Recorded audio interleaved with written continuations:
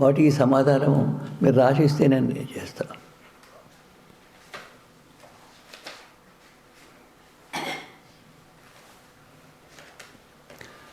నిన్ను అడిగిన ప్రశ్నలకు సమాధానం చెప్పినాను కానీ నేను చెప్పేసాను. మిగిలిన వాళ్ళు మిగిలేవు.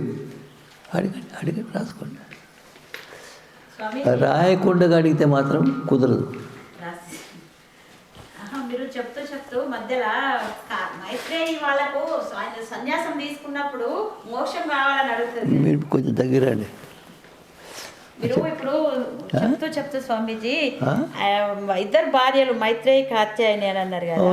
అయితే ఆయన సన్యాసం తీసుకున్నప్పుడు మీకు ఏం కావాలి అని అంటే మోక్షం వస్తుందా అని అడిగింది కదా ఆమె. అవును అని సరే వచ్చి కూర్చో అని అన్నారు కదా, అది అంతవరకే అన్నారు. అది ఇద్దరిది ఆమెకు మోక్షం కొరకు ఏం చెప్పిండ్రు? అది చెప్పిండు. భర్త భార్యను ప్రేమిస్తాడు ఎవరి కొరకు? ఆత్మ అంటే పరమాత్మ కొరకు. అక్కడ భార్య భర్తను ప్రేమిస్తే భర్త భార్యను ప్రేమి, కొడుకు తల్లిని ప్రేమిస్తారు. అంటే ఆత్మ అంటే అక్కడ ఏమిటి? ఆత్మ అంటే పరమాత్మ ప్రాప్తి కొరకు అట్లా ప్రేమిస్తారు.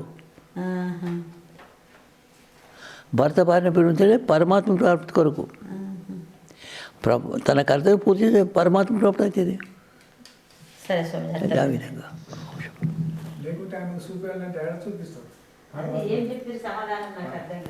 పరమాత్మని చూపేయాలంటే తానే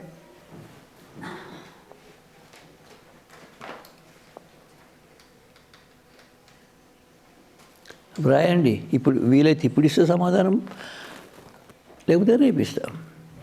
ప్రశ్నలు రాసి అందరూ రాసి పెట్టుకోండి. రాసిన వాళ్ళకి ఇవ్వండి.